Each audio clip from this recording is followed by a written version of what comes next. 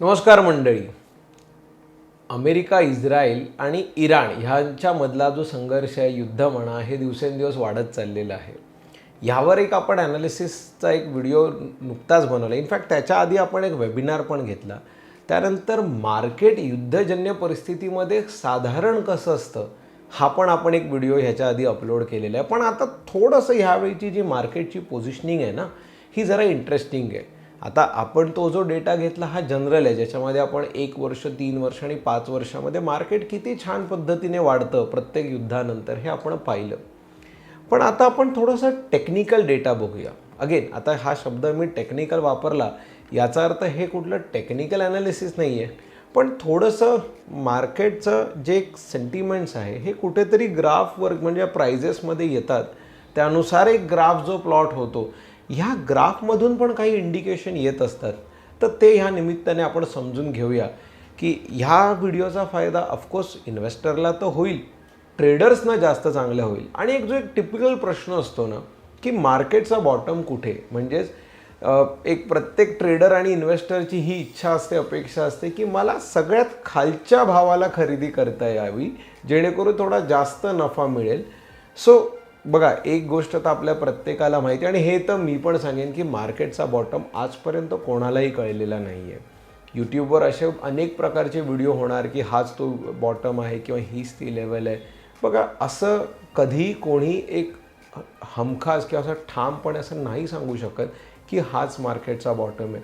प्रत्येकजण आपापल्या पद्धतीने एक अंदाज वर्तवत असतो, एक ॲनालिसिस आपल्यासमोर ठेवत असतो.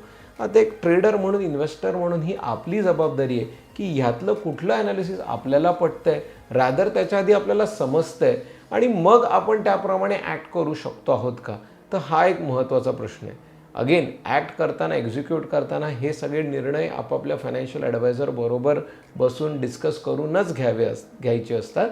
आज आपण फक्त ह्या निमित्ताने फक्त एक मार्केटचं थोडंसं डीप ॲनालिसिस करणार आहोत की जे फार युनिक असेल, जे फार इंटरेस्टिंग आहे.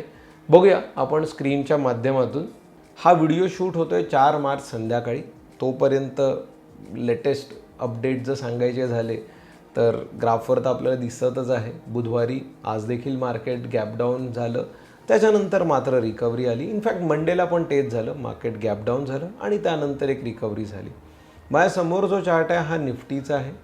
निफ्टीच्याबद्दल सांगायचं झालं तर गेल्या काही पिरियडमध्ये, इनफॅक्ट नॉट गेल्या एक्झॅक्ट पिरियडमध्ये, पण निफ्टीला गेल्या काही म्हणतो ना काही वर्षांपासून जर आपण बघितलं तर साधारण 24,300च्या आसपास एक चांगला सपोर्ट आहे. आता सपोर्ट कशाला म्हणतात, 24,300 24,400 ही जी रेंज आहे, ह्या रेंजमध्ये मार्केट येऊन पुन्हा त्याने रिकव्हरी दाखवलेली आहे.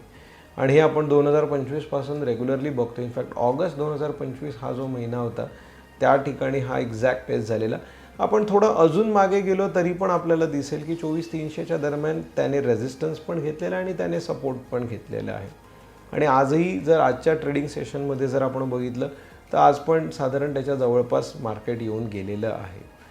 आता इथे इंटरेस्टिंग गोष्ट ही आहे की आपल्या मार्केटमध्ये हे मार्केट कधीपासून पडतं आहे, तर जवळपास आता आपलं मार्केट 1.5 वर्ष पडतं आहे. 2024ला जेव्हा पडायला लागलं तेव्हा अनेक गोष्टींनी पडायला लागलं. त्याची सुरुवात झालेली की पैसा हा इमर्जिंग इकॉनॉमीजमध्ये जातो आहे, जसं कोरिया, चायनासारख्या देशांमध्ये जातो आहे आणि ते खरं झालं देखील. तेव्हापासून आपण पडायला लागलो. मग ट्रम्प ह्या विषयावर आपण पडायला लागलो, मग टॅरिफ ह्या मुद्द्यावर आपण पडायला लागलो. त्यानंतर अनेक म्हणतो ना अनेक काही ना काही, मग रुपी डिप्रिसिएशनवर पडलो आहोत, मग आपले अर्निंग्स खराब आले म्हणून आपण पडलो. पण इन शॉर्ट आपण गेली 1.5 वर्ष पडतो आहोत. ह्या 1.5 वर्षाच्या फॉलवर आपण अजून एक इंटरेस्टिंग व्हिडिओ बनवणार आहोत लवकरच, की ज्याच्यामध्ये आपण हे ॲनालिसिस सांगणार आहोत की या 1.5 वर्षाच्या फॉलचा काय सिग्निफिकंट इम्पॅक्ट आहे. पण फेब्रुवारी 2026 हा जो महिना आहे, ज्या 1 तारखेला बजेट झालं, आणि ह्या फेब्रुवारी 2026मधला फॉल हा सगळ्यात जास्त इंटरेस्टिंग होता. आणि हा का हे आपण समजून घेऊया. रिसेंट पिरियडमध्ये जर आपण बघितलं तर सेन्सेक्स आणि निफ्टी ह्या ज्या 2 महत्त्वाचे निर्देशांक आहेत, ह्या दोन्हीवर 1 फेब्रुवारीला एक मार्केट ज्या दिवशी बजेट आले, जे बजेट बाजाराला आवडलं नाही त्या दिवशी एक बॉटम बनला, किंवा त्या दिवशी एक बॉटम म्हणण्यापेक्षा मी म्हणेन लो बनला. बॉटम आहे आपल्याला नंतर कळतं जेव्हा मार्केट त्याच्यानंतर वाढून गेलेलं असतं, करेक्ट. सो आपण एक इंटरेस्टिंग गोष्ट ही बघूया की निफ्टी किंवा सेन्सेक्सवर एक्झॅक्टली कोणत्या दिवशी कसा लो बनला. सो 1 फेब्रुवारीला निफ्टीवर 24,571चा लो बनला आणि त्याच्यानंतर 2 दिवसांनी लगेचच अमेरिका आणि भारताची जी ट्रेड डील झाली त्यामध्ये मार्केट लगेच वाढलं देखील, बट त्याच्यानंतर मार्केट पुन्हा पडत गेलं.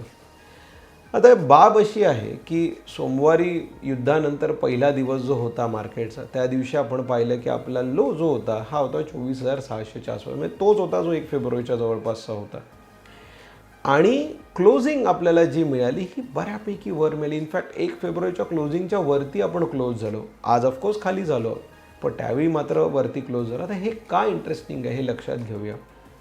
निफ्टीसारखाच एक इंडेक्स आहे, तो आहे सेन्सेक्स. ह्यामध्ये मात्र चित्र वेगळं आहे. सेन्सेक्सच्या बाबतीत बघायचं झालं तर आपल्याला 1 फेब्रुवारीला लो मिळाला, तो होता 79,899चा आणि त्या दिवशीची क्लोजिंग आहे 80,722ची. पण सोमवारी जेव्हा मार्केट युद्धानंतर पहिल्यांदा ओपन झालं तेव्हा ओपनच हे त्या क्लोजिंगच्या खाली झालं, म्हणजे इनफॅक्ट त्या लोच्या पण कितीतरी खाली झालं आणि ती कवर होऊन सुद्धा जो 1 फेब्रुवारीचा क्लोज होता त्याच्या खालीच क्लोज झालं. म्हणजे निफ्टीमध्ये 50 कंपन्या आहेत, सेन्सेक्समध्ये 30 कंपन्या आहेत, म्हणजे 20च कंपन्या काय आहेत त्या वेगळ्या आहेत ज्या निफ्टीमध्ये आहेत. आता निफ्टीमध्ये ज्या 20 कंपन्या एक्स्ट्रा आहेत त्यामुळे ज्या सेन्सेक्सच्या 30 कंपन्या आहेत त्यांचं वजन साहजिकच निफ्टीमध्ये कमी होतं. उदाहरणार्थ आपण घेऊया रिलायन्स किंवा HDFC बँक किंवा TCS, भारती एअरटेल सारख्या ज्या कंपन्या आहेत यांचं सेन्सेक्समध्ये वजन जास्त आहे. या कंपन्या 30च्या 30 निफ्टीमध्ये पण आहेत, पण त्यांचं वेटेज कमी आहे. आणि ह्याचा परिणाम काय होतो बघा, जर एका महिन्यात सेन्सेक्स हा निफ्टीपेक्षा जर जास्त खाली गेला याचा अर्थ सेन्सेक्सच्या कंपन्यांमधली घट ही जास्त आहे निफ्टीच्या तुलनेमध्ये. इनडायरेक्टली आपण असं म्हणू शकतो की ज्या हेवीवेट कंपन्या आहेत ज्यांची आपण काही नावं घेतली, बघेन ही नावं आली म्हणजे हे कुठले बाय सेल रेकमेंडेशन नाही आहेत, आपण फक्त एक ॲनालिसिस मार्केटचं करतो आहोत. सेन्सेक्समधल्या कंपन्या ज्या हेवीवेट्स आहेत ह्यांच्यामध्ये सेलिंग ही तुलनेने जास्त झाल्यामुळे सेन्सेक्स हा निफ्टीपेक्षा एका महिन्यात जास्त खाली गेला. हे फार क्वचित होतं, म्हणजे फार ही खूपच रेअर सिच्युएशन आहे की सेन्सेक्स एकाच महिन्यामध्ये निफ्टीपेक्षा अंडर परफॉर्म करतोय. कारण एवढ्या जर 30 कंपन्या कॉमन असतील तर सेन्सेक्स निफ्टीमध्ये तफावत नसली पाहिजे. हे तुम्हाला एक फिगर्स वाईज पण जर माहीत असेल तर सेन्सेक्सची फिगर ही निफ्टीच्या साधारण 3.25 किंवा 3.30 पटीमध्ये असते आणि त्यामुळे पर्सेंटेज बदल हे जवळपास सेन्सेक्स निफ्टीचे सेमच असतात. पण यावेळी मात्र एका महिन्यात एक खूप मोठा इम्पॅक्ट आला. तिसरी इंटरेस्टिंग गोष्ट जी ह्यामध्ये आहे ती म्हणजे मिड कॅप आणि स्मॉल कॅपबद्दलची. ही पण आपण थोडीशी बघूया. जसं आता मी सांगितलं की 1 फेब्रुवारीला सगळ्याच इंडायसेसवर लो बनलेला, तसा तो मिड कॅप निर्देशांकावरती पण बनलेला. सो मिड कॅप निर्देशांक पण त्या दिवशी 1 फेब्रुवारीला साधारण 56,000पर्यंत खाली आलेला होता. युद्धाच्या नंतरच्या पहिल्याच दिवशी सोमवारी जेव्हा मार्केट ओपन झालं त्यावेळी पण आपला ओपन हा त्या लोच्या बऱ्यापैकी वर आहे. इनफॅक्ट क्लोजिंग ही तर त्याहूनही वर आहे. म्हणजेच मिडकॅप निर्देशांक हा 1 फेब्रुवारीच्या तुलनेत बऱ्यापैकी वरती आहे.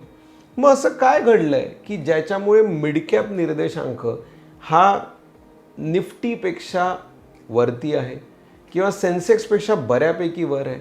सो आता आपण ह्यामध्ये 3 एक ह्याच्यामधून आपल्याला मी म्हणेन संकेत मिळत आहेत आणि अजून एक चौथा इंडेक्स पटकन आपण बघून घ्या, तो आहे स्मॉल कॅप इंडेक्स. त्याच्याबाबत पण हीच गोष्ट आहे. 1 फेब्रुवारी आणि लगेच दुसऱ्या दिवशी 2 फेब्रुवारी, ह्या दोन्ही दिवशी ह्या निर्देशांकाने लो दर्शवला, तो होता 16,000च्या आसपास. पण त्याही नंतर सोमवारी पॅनिक सेलिंग येऊन सुद्धा, म्हणजे युद्धानंतर जे पहिली रिॲक्शन असते ही पॅनिकची असते, ह्यानंतर सुद्धा हा निर्देशांक 16,000च्या खाली नाही गेला. इनफॅक्ट आजही जे मार्केट पडलेलं आहे त्याच्यामध्ये पण तोच लो आहे जो 1 फेब्रुवारीचा आहे. म्हणजेच एक गोष्ट लक्षात घेऊया आपण की जर फेब्रुवारी महिना जर खराब होता मार्केटसाठी आणि मार्केट जर पडलं तर obviously Nifty compare to diversified म्हणजे 50ची इंडेक्स आहे तर ती सेन्सेक्सपेक्षा जास्त खाली जाणं अपेक्षित होतं. मिड कॅप हे निफ्टीपेक्षा जास्त पडणं अपेक्षित होतं आणि स्मॉल कॅप हे त्याहून जास्त पडणं अपेक्षित होतं. पण असं न होता पूर्ण महिन्याभरामध्ये सेन्सेक्सच्या तुलनेत निफ्टी कमी पडलं आहे स्मॉल कॅप जवळपास तिकडेच आहे आणि मिड कॅप तर वरती आहे. अजून एक महत्त्वाची बाब म्हणजे मिड कॅप आणि स्मॉल कॅप ह्या दोन्ही निर्देशांकामध्ये सोमवारी झालेली घट ही जवळपास निफ्टी आणि सेन्सेक्सच्या समान होती. म्हणजे दिवसाअखेरीस सोमवारी मिड कॅप आणि स्मॉल कॅप इंडेक्स त्याचबरोबर निफ्टी सेन्सेक्स हे पर्सेंटेजमध्ये जवळपास सेम पडलेले होते. ह्यांचा रेशो साधारण कसा असतो, जर साधारण एक बघा सेन्सेक्स निफ्टी 1.25% पडतं, तर मिड कॅप साधारण 1.5 ते 1.25% पडतं आणि स्मॉल कॅप 1.25 ते 2% पडतं. हे अशा हिशोबाने ह्यांचा फॉल एक पॅटर्न आहे. हा आतापर्यंत तसाच घडलेला दिसत आहे. गेल्या 2 दिवसाच्या सेलिंगमध्ये जर मिड कॅप आणि स्मॉल कॅपमधली घट ही निफ्टी सेन्सेक्स एवढीच आहे किंवा त्यापेक्षा कमी आहे आणि महिन्याभराच्या घट समोर पण ही जर घट कमी आहे, याचा अर्थ मिड कॅप आणि स्मॉल कॅपमधला जो सेलिंग प्रेशर आहे हा बऱ्यापैकी कमी झालेला आहे. दुसरा अर्थ आपण असा म्हणू शकतो की एक जे शॉर्ट टर्म ट्रेडर्स असतात ह्यांची मिड कॅप आणि स्मॉल कॅप कंपन्यांमधली सेलिंग बऱ्यापैकी झालेली आहे. युद्धासारख्या पॅनिकच्या दिवशी देखील जर mid and small cap Sensex Nifty एवढेच पडत आहेत किंवा त्याहून जास्त पडत नाही आहेत, याचा अर्थ जे लाँग टर्म इन्व्हेस्टर्स आहेत त्यांना ह्या पॅनिकमध्ये सेल करण्यामध्ये आता इंटरेस्ट राहिलेला नाही आहे. एक गोष्ट आपण लक्षात घ्या, FIsने ऑलरेडी भरपूर सेलिंग आपल्याकडे केलेली आहे. आजही स्मॉल कॅप निर्देशांक त्याच्या ऑल टाईम हायपासून 18% डाऊन आहे आणि मिड कॅप निर्देशांक जर आपण बघितला तर तो पण त्याच्या ऑल टाईम हायपासून एक साधारण 7-8% तरी डाऊनच आहे. याचा अर्थ काय होतोय की ह्यांच्यामध्ये ऑलरेडी 1.5 वर्षाची इनफ सेलिंग झालेली आहे. आता जे कोणी बायर्स त्या स्टॉक्समध्ये आहेत, आता इंडेक्स म्हणजे काय की मिड कॅपच्या कंपन्यांची ती इंडेक्स आहे किंवा small cap index small cap कंपन्यांची इंडेक्स आहे. आता जे कोणी उरले आहेत हे होल्ड करणारे आहेत. ह्याचा दुसरा अर्थ असा असतो, एक लक्षात घेऊया आपण इथे, की इथे अजून सेलिंगला स्कोप फार राहिलेला नाही आहे. याचा अर्थ इथून मिड कॅप आणि स्मॉल कॅप इंडेक्स पडू नाही शकत का? अजूनही पडू शकतात. बघा, जर उद्या सेलिंग अजून इंटेन्स झाली, युद्ध अजून प्रखर झालं, त्याच्यामुळे सेंटिमेंट्स बिघडले, इकॉनॉमिक्समध्ये जर काही बदल होत आहे तर त्याची ती रिॲक्शन येणार.